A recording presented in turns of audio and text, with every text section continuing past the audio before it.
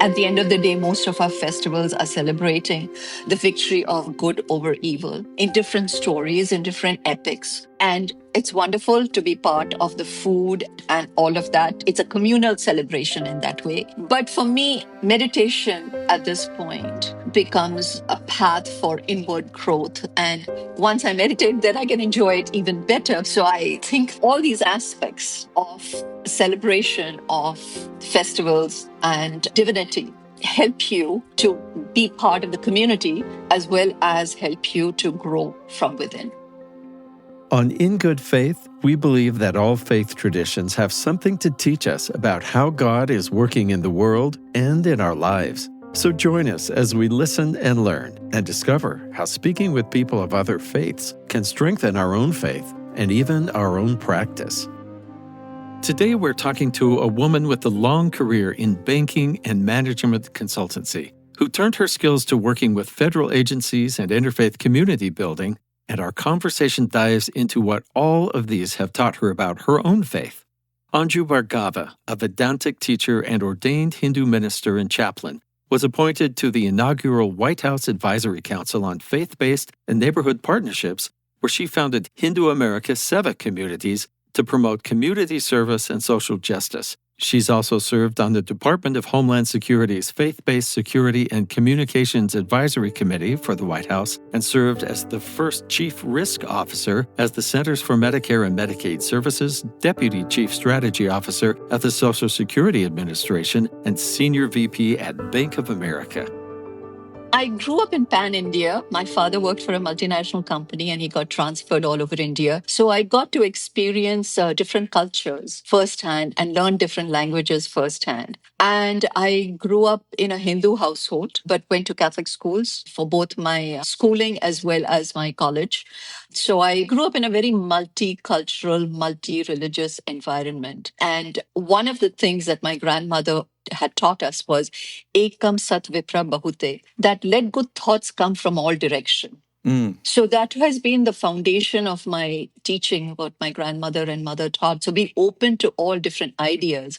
And I would say that that is really one of the key tenements of Hinduism, so that you grow as an individual. And Hinduism's goal is Satchitanand, which means truth-filled, blissful consciousness. So in that effort to be in that state of mind and spirit, be open to growing and let good thoughts come from all directions.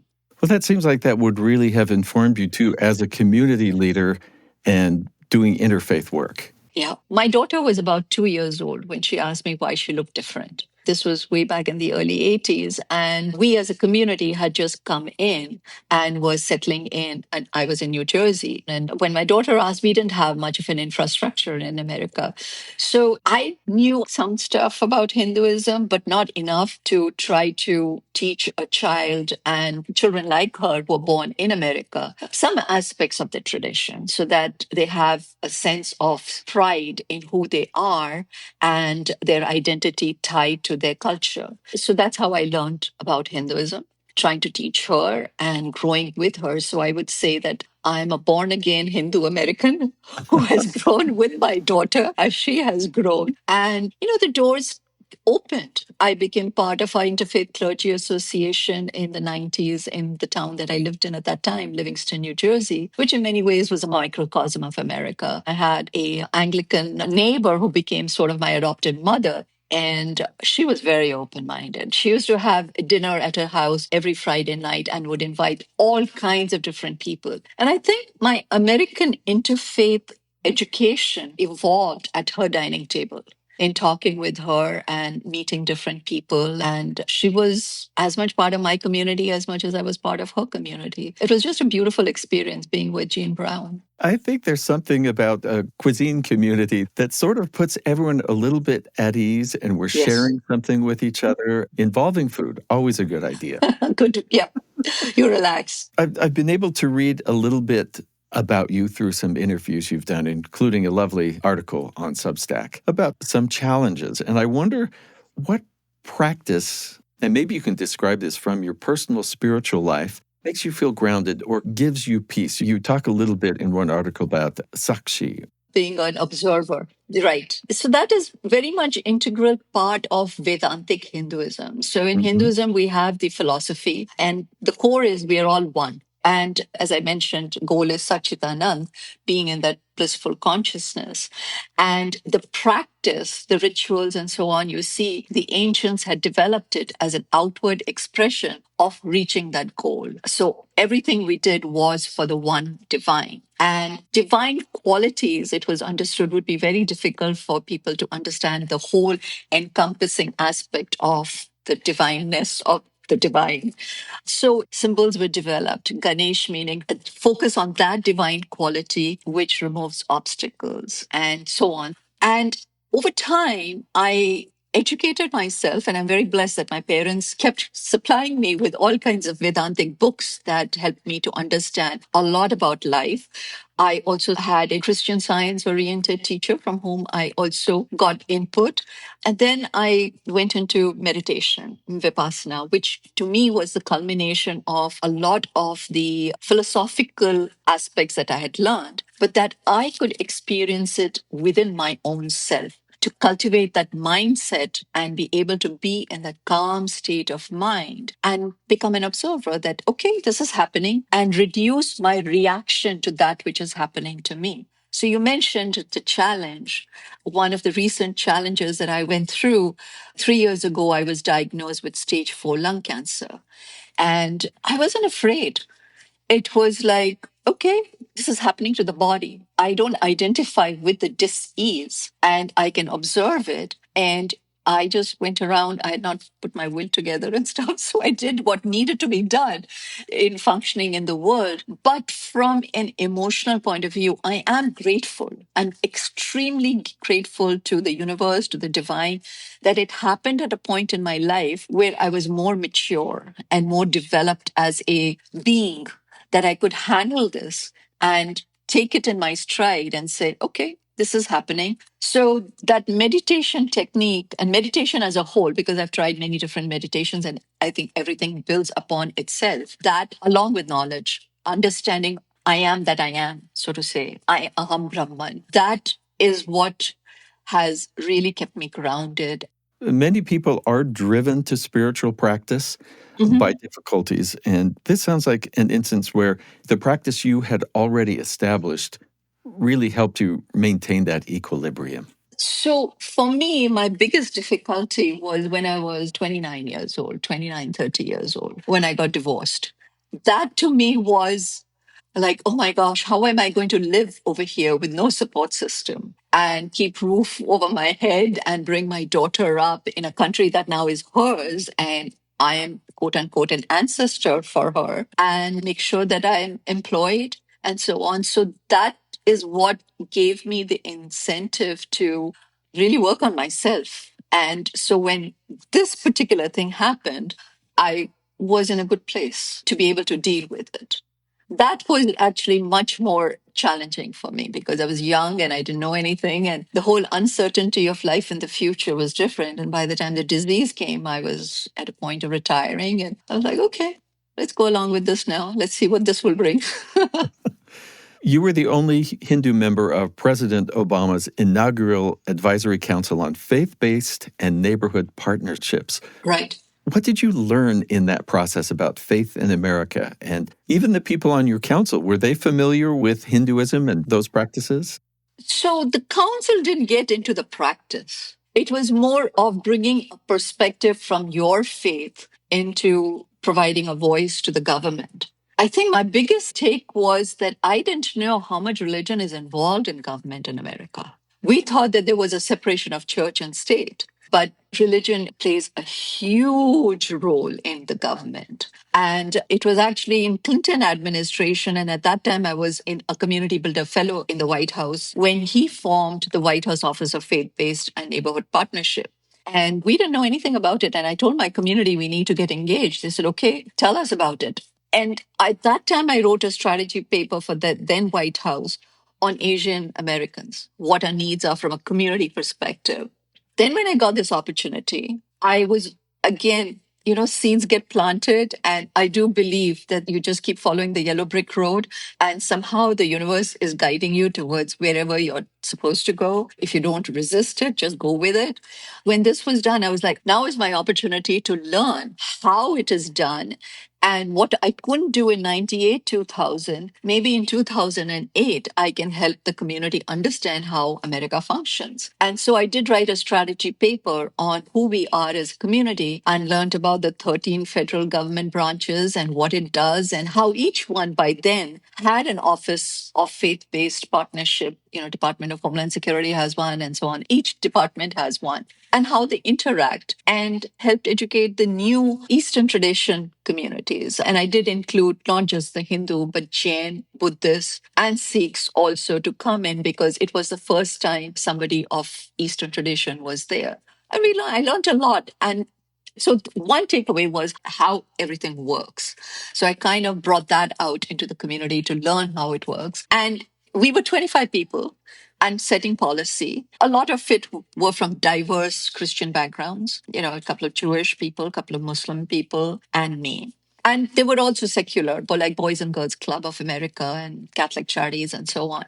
When you are a minority in a setting, it's not whether Hinduism is a minority or not. When you are a minority representative in a setting, you can't do it alone. You need help from others who say it is better for us collectively to work together. The same thing happened how I got into my Interfaith Clergy Association in Livingston in the mid-90s. We had some incident, and it was a Jewish rabbi and the Greek Orthodox Church and the Episcopalians and the Catholic and the Lutherans who recognized that, okay, now it's time to have a non-Judeo-Christian person come in. And they kind of invited me to become part of the Clergy Association. And at that time, I wasn't so much into the clergy frame of mind, but I learned. And again, I tried to blend in the two aspects. And my first sermon that I gave on our Interfaith Thanksgiving, in which I blended Our Father, the Lord's Prayer, along with the Vedantic aspects, because there are many universal aspects in it, and communicated my thoughts on Thanksgiving from all those perspectives. But they brought me into, I had an interest, but they enabled me to feel comfortable. And I think the same thing happened in President Obama's advisory council. There were ideas that I represented, and people did work with me in including me. So it works both ways. You have to have an understanding of where they are coming from. They've been here for a long time and they understand. And then them wanting to bring us in and bring me in, and with me have an opportunity to participate and give my perspective in it. So it seems important first to know how to represent a community. Yes. But also to be willing not just to be there as a representative and here's what you need to look out for us, but to have curiosity and listening to the others. Yes, it works both ways. You have to support ideas, and there are some ideas which, especially in the global arena, that we were kind of watchful about, in global development. People in areas where there's not conversion are wary of that kind of an effort. So we try to bring that. It was hard. So just make sure that the policies are reflective of all our thoughts. This is In Good Faith. We're speaking with Anju Bhargava, interfaith leader and American Hindu. In Good Faith is a resource where you can learn about people from all faith traditions. If you'd like to hear more about Hindu practitioners, check out episode 115 with Raj Mankad of the Houston Chronicle, or our panel discussion of the Bhagavad Gita with Ravi Gupta in episode 180. Find all of our episodes on Apple, Spotify, and YouTube, and share an episode that's meant something to you with the people in your life. If you're like me, you want to stay informed, even about some of the tough topics that have to be discussed, but so much of the discussion just really doesn't move anything forward or generate light as much as heat. That's where Top of Mind comes in, a BYU original podcast. They understand how polarizing those kind of conversations can be, and they want to help us engage in that challenge while actually learning something. Their goal is developing empathy for others. Top of Mind can help you clarify your own views, become an effective advocate for the things you care about, and even challenge your way of thinking so you can become a better citizen, a kinder neighbor. Listen to Top of Mind now on the BYU Radio app or wherever you get your podcasts.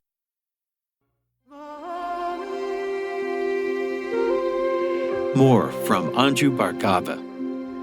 I'd love to ask about this idea. I've never heard it put Hindu minister. I know a priest at our local Krishna temple. Would you call that a priest or an officiant or minister?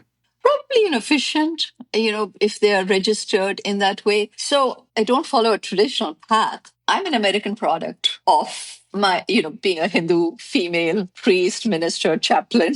What was it that made you feel that was important or part of your path? That's what you wanted and felt like it was something you needed to do. I think it evolved. I had to be a career person. That was my day life. But I also recognized that I could play a bridge between my community and the community at large in helping us understand and how to integrate. And it was the mayor of my town who said that if you really want to reach the hearts and minds of people, become part of the clergy association. You know so much. You share that with others. And with Jean Brown, we navigated to a point where I was like, okay, this would be a good thing. And actually it became a good thing because I was able to explain, understand the rituals and connect it with the philosophy so that you're not just doing something, it's like going to a mass which is only in Latin, then you don't follow everything. So a lot of our prayers are done only in Sanskrit. So people don't follow everything and they just do. But I was able to put the meaning behind it. So it became relevant to my community. And I thought, I can do this. This is something unique that I bring to the table. That understanding from so many different thoughts, which I had been grown up to believe in, that let good thoughts come from all directions, that I can help young people and others understand their own tradition in a better way. And I enjoyed it. It was another way of being with the people in Livingston and being part of the clergy association and sharing my thoughts, my tradition, and being just one of everybody else. So I just grew into it. It just happened to me. I didn't have a master plan, and I'm glad that it evolved into it because there were steps along the journey which led me to be appointed to President Obama's advisory council because I was unique in that way. And had done community building fellowship in the Clinton administration and here. So it just evolved. I think this was what my real life was meant to be. Well, let me ask you the combination of professional and spiritual, because I think everybody has something they have to work out. And some people just say, I'm two people, these are two different things, and that they shall never meet. But where you're working in Medicare or Social Security Administration, or you were a senior vice president at the Bank of America, in your profession, did you find that your actions or decisions are influenced by your own faith or connection to the divine? In the early years, I was a struggling corporate person and growing myself and just learning how to manage myself through the whole process. But I think over time, you know that you have the strength to get through anything. And also, you think a little bit more, you pause, and that gives you time to think through stuff. And you deal with people in a better way because you can relate to them as humans, as one on one. And also, you're able to think more creatively. When you are helping somebody, regardless of what their background is, when you need help, it comes back to you. It just works in a very nice way. So I feel very blessed that so many people came along and were with me through my senior roles as well, and mentors who supported me, just as I supported others and mentored them. Is there something that you think, gosh, if everyone could just know this, is there some common misunderstanding or misconception that you most often have had to correct or say, let me clear that up for you? I think there are a few.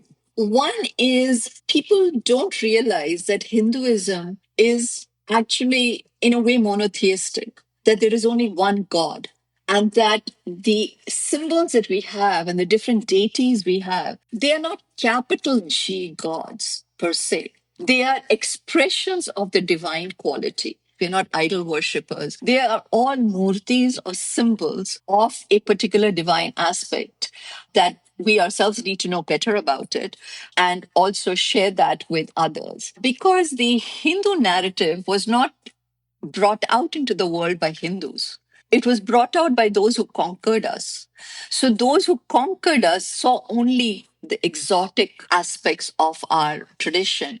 And without understanding all the other layers behind it, that is what came out into the world. So I wish people would understand that. And I think the other aspect is that in our tradition, there's not one path to salvation. There are many other paths to it. I'm wondering, is there a particular observance or festival or ceremony that to you is very meaningful and it makes you feel connected to the divine? I think that at the end of the day, most of our festivals are celebrating the victory of good over evil in different stories, in different epics. And it's wonderful to be part of the food and all of that. It's a communal celebration in that way. But for me, meditation at this point becomes a path for inward growth. And once I meditate, then I can enjoy it even better. So I think all these aspects of celebration of festivals and divinity help you to be part of the community as well as help you to grow from within. Thank you very much.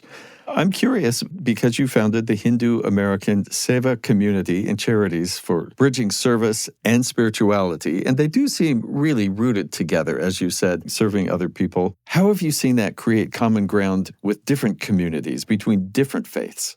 So I think when you peel back everything, helping others is common in all traditions, regardless of where you are, what faith you believe in, or feel that's where you're going to find your salvation. We found that when people come together and see each other as humans, helping each other, if there are historical barriers that may be there for generations that see person A of a particular religion in a certain light, all that gets stripped down. And you are just human beings then. Those external identities kind of drop in a way that becomes very meaningful to focus on something else. And that's where you find the common good, which I think is a very Christian expression, but I love that expression of finding the common good in.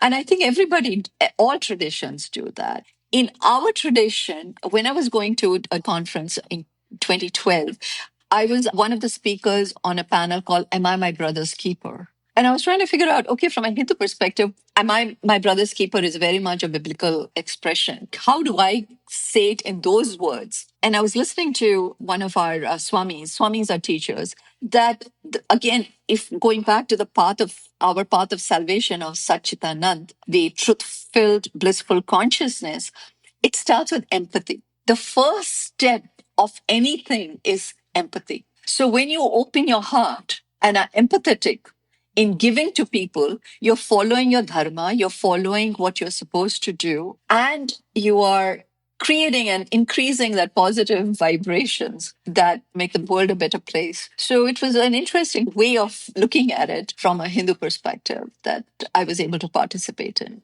A few of my Hindu friends have mentioned an important guru or leader. Did you have someone who was that figure for you?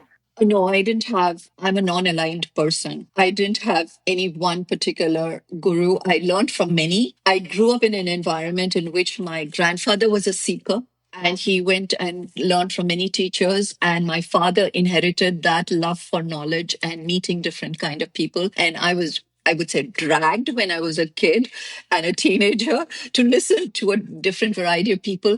And when I came to America, I found a lot of people, very knowledgeable people, and I learned a lot from them, but not from one source only. And if I would say one source, I would say it's going back to the original Vedantic thoughts, the library of books that we have, and learning from there, because every guru sort of distills it according to their understanding and version. And I did hear the interpretations of many, but then I went back to the source and then figured out whose interpretation I liked better for the Bhagavad Gita, for this book, for that book, and what made sense to my personality. Thank you. Is there something I should ask you, but I don't know to ask you? In today's world, there is so much of polarization and lack of understanding of others that I wish we could increase more dialogues, or at least bring a perspective for people to understand in snippets. At least what Hinduism is, I'll talk from that perspective.